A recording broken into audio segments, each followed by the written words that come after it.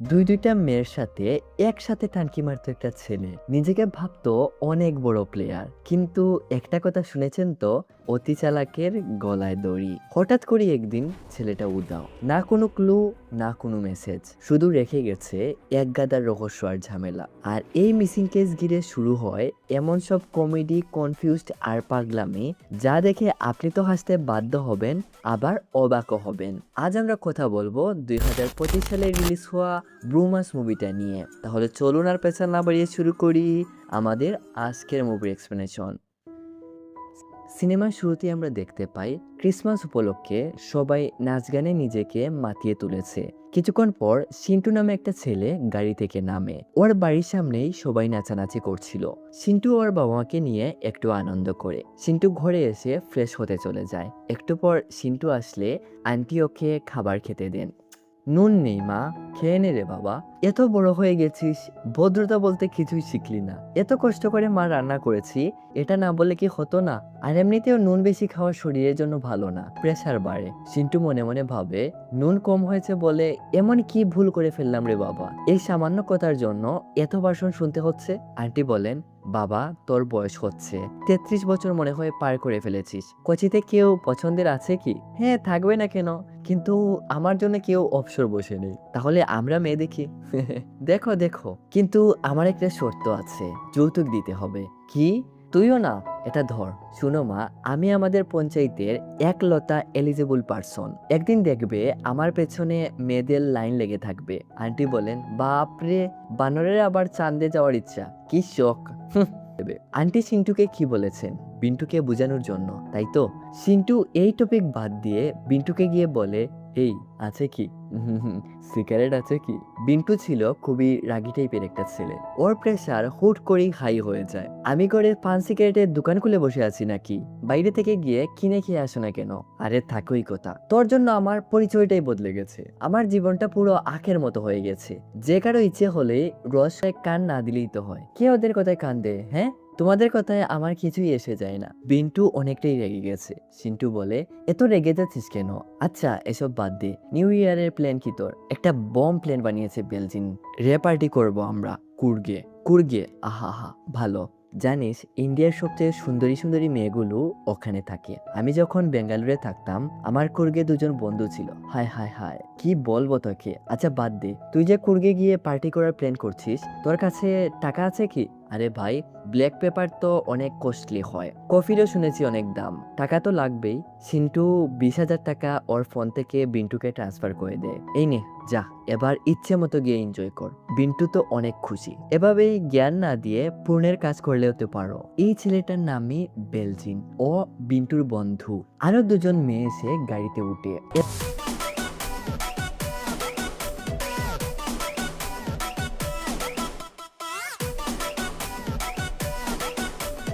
কিছুক্ষণ পর সবাই তাদের গন্তব্যে পৌঁছে যায়, ইচ্ছে মতো চিল করে। কিন্তু হঠাৎ করে এই শালার বেটা এসে ঠাস করে গুলি করে, হুট করেই সবকিছু নিস্তব্ধ হয়ে যায়। ছেলেটার নাম আশিস। এখানে মনে হয় রে ঝামেলা হবে, চল দেখে আসি। এই ব্যাককলের বাচ্চা, গান চালু কর। হ্যাঁ হ্যাঁ, করছি করছি। বিন্টু ছোটখাটো একজন কন্টেন্ট ক্রিয়েটরও বটে। কিছুদিন আগে একজন পুলিশ অফিসারের জীবন ভিডিও বানিয়ে নরক বানিয়েছিল। জানি না আজ আবার কোন কন্ডল ঘটিয়ে বসে বিন্টু আশিসের মারামারি ভিডিও করছিল। এই ছেলেটা এদিকে যাওয়ার সময় বিন্টুর ফোনটা ধাক্কা লেগে পড়ে যায়। আর জানেনই তো, বিন্টুর ব্লাড প্রেশার একটু হাই, হুট করেই রাগ উঠে যায়। এই শালার বেটা, এই কেন তুই? এই শালার বেটা, আমার ফোন ফেলেছিস কেন? লাগায় এক থাপ্পড়। তোরে রে, তোকে দেখছি আমি, যা এখান থেকে। আরে ইয়ার, তুই ওকে মারলি কেন? কেন মারলাম মানে, ও আমার ফোন ফেলে দিয়েছিল, এখন কি আমি ওকে গিয়ে চুমু দেবো? এর উপর ও আমাকে গালিও দিয়েছে। শালারে আরে কয়েকটা দেওয়ার দরকার ছিল, এতটুকু একটা বিষয় মারার কি দরকার ছিল? এদিকে আয়, এদিকে আয়। তুই জানিস না ওরা কার লোক? ওরা দল বেঁধে হয়তো তোকে মারতে আসছে, তাড়াতাড়ি চল। বেলজিন কোনোভাবে বুঝিয়ে শুনিয়ে বিন্টুকে বাসায় নিয়ে আসে। তুই হয়তো জানিসও না তুই কার কানের নিচে তালি বাজিয়েছিস। ও কুড়াবাজ রে, কুড়াবাজ। ও যেই হোক, এতে আমার আমরা হলো। আমি তো এই রিলও এডিট করে পোস্ট করব। ক্যালেরি আচ্ছু ইজ ব্যাক, এটা বিন্টুর আইডির নাম।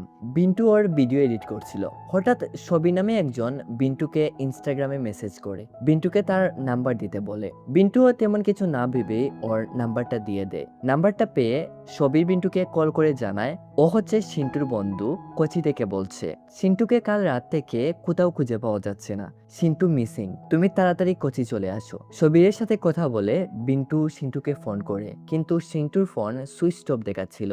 বিন্টু টেনশনের মধ্যে পড়ে যায়। পরের দিনই সকালের বাস ধরে বিন্টু সবিরের দেওয়া লোকেশনে চলে আসে। এই হলো সবির। বিন্টুকে সবির ওর বাসায় নিয়ে আসে। জানিয়ে রাখি, সবিরের সাথেই কিন্তু বিন্টু থাকতো। আবার এটাও জেনে রাখুন, সবিরের কিন্তু আলাদা একটা ফ্ল্যাটও আছে। সবির যখন দরজা খুলে ভেতরে ঢুকে বিন্টু দেখে পুরো ঘর অগুছালো, চারদিকে ওয়াইনের বোতল পড়ে আছে। বিন্টু বুঝতে পারছিল না এখানে হচ্ছেটা কি। সিন্টু তো কখনোই ঘর নোংরা রাখতো না, সিন্টু তো খুবই পরিষ্কার পরিচ্ছন্ন একজন মানুষ ছিল।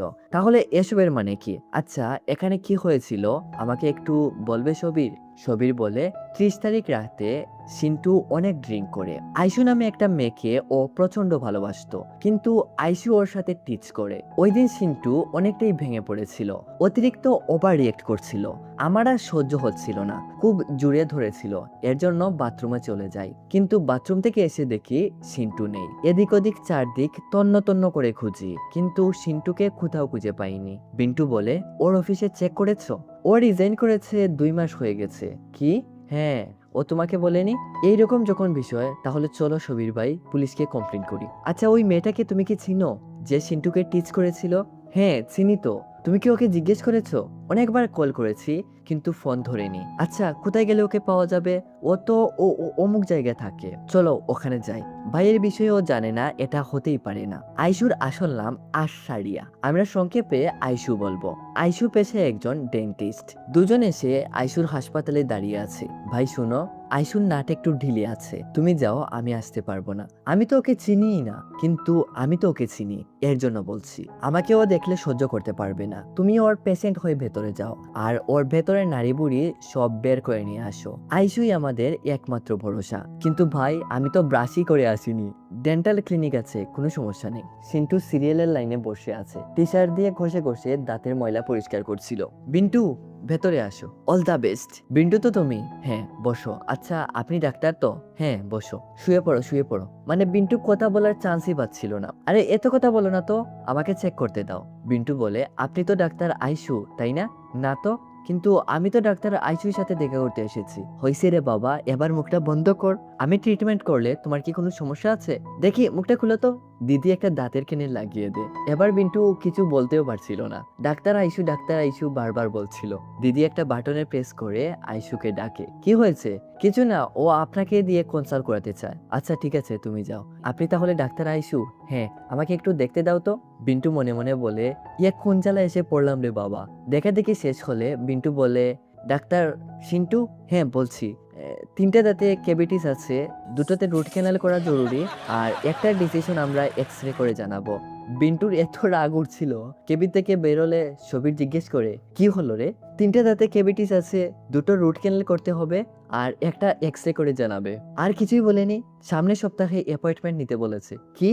আমার মুখে কি আমরা একটা লাগিয়ে দিয়েছিল, কিছু বলতেও দিল না। এর উপর 1000 টাকা নিয়ে নিল। চল এবার আমিও তোর সাথে আসছি। সবির চিপায় দাঁড়িয়ে থাকে। পিন্টুকে দেখে আইসু বলে, সামনের সপ্তাহে অ্যাপয়েন্টমেন্ট বললাম তো। কি? এই মেয়েটাকে কি যে করব, মনে হচ্ছে তান্দুরি বানিয়ে খেয়ে ফেলি। এই সবিরের বাচ্চা, তুই এখানে?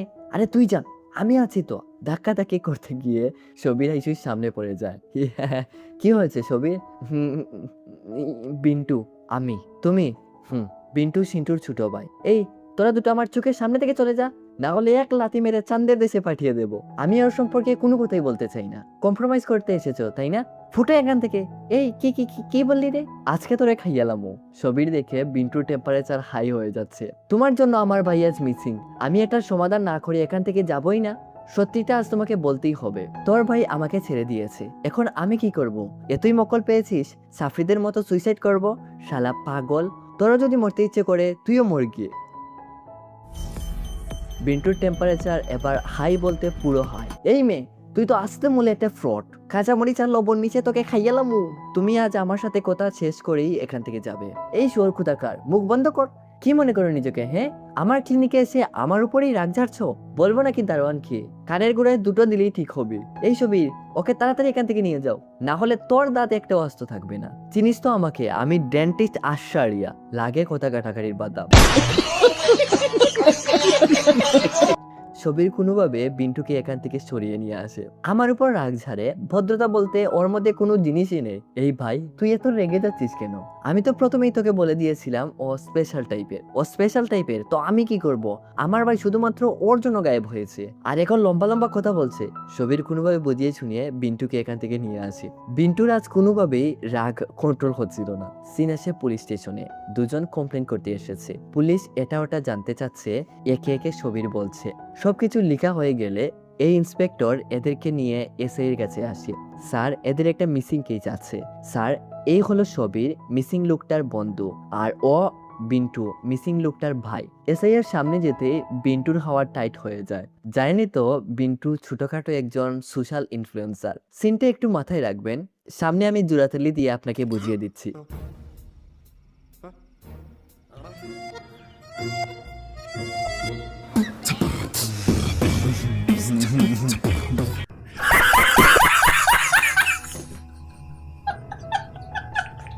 শালার বেটা, আজ দেখি তুই আমার হাত থেকে কিভাবে ফুসকে যাস। বেচারা বিন্টুর তো নাজেহাল অবস্থা। নিজের অজান্তেই ও কত বড় ভুল করেছে, না জানি এবারের মাসুল কি দিতে হয়। আসো আসো, বসো বসো। আরে বিন্টু, বসো। হ্যাঁ আচ্ছা, তোমার বন্ধু কখন থেকে মিসিং? স্যার, 30 নভেম্বর রাত থেকে।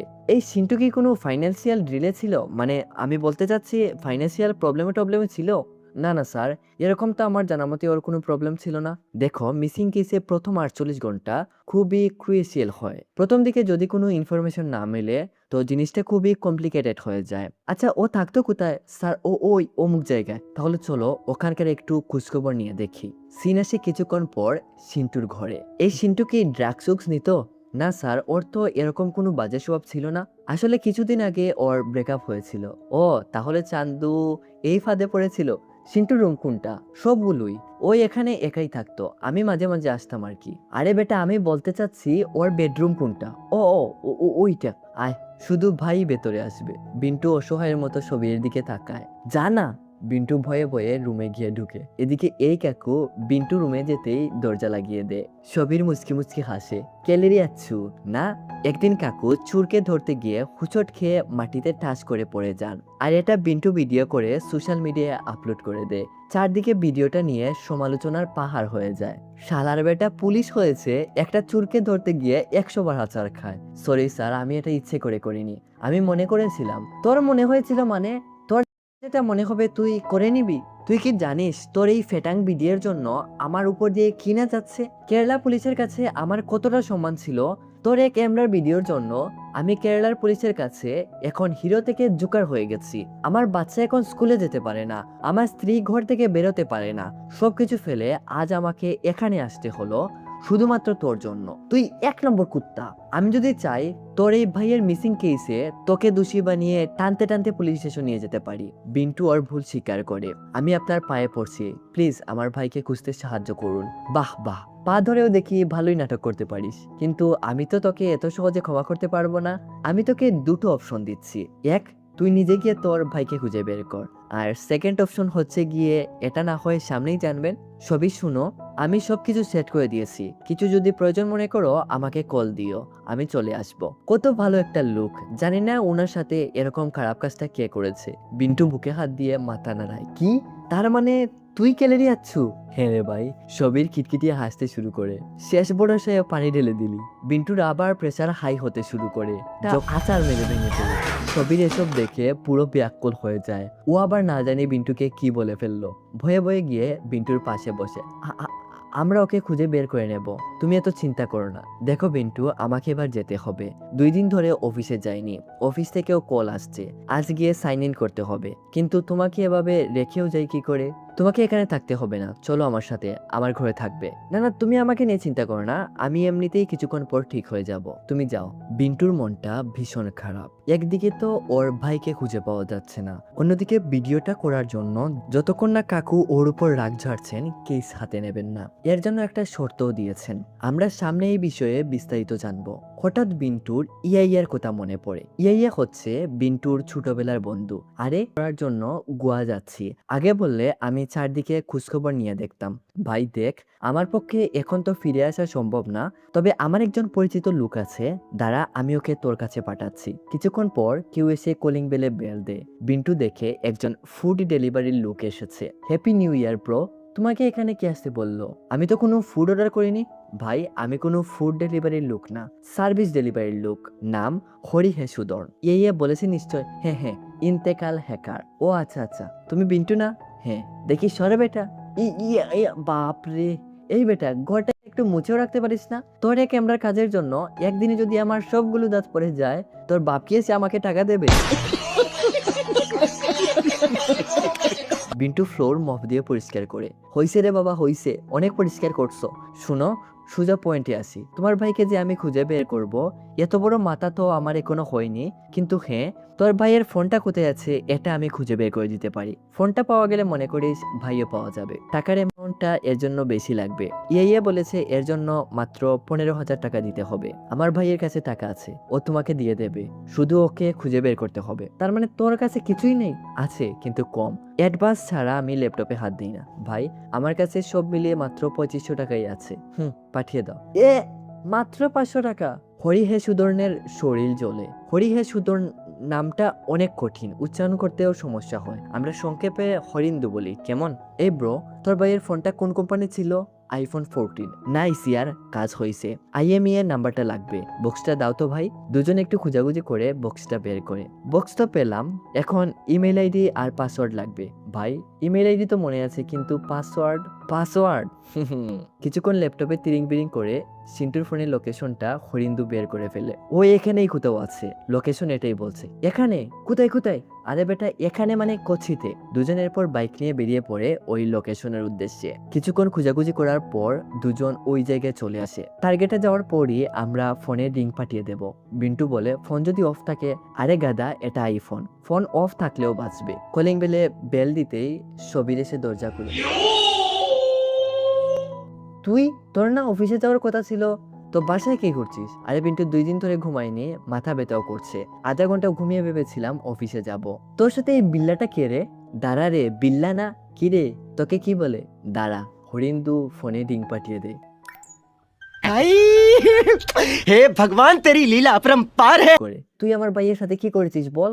আমার ভাই কোথায়? তাড়াতাড়ি বল, না হলে তোকে তান্দুরি বানিয়ে দম নেব। তাড়াতাড়ি বল। লাগাই উড়াদুরা বাদাম। कहाँ है मेरा भाई? मुझे सच्चाई जानना पड़ेगा। क्यों है उसका फोन यहाँ? मैं नहीं छोड़ूंगा, बताओ मेरा भाई कहाँ है?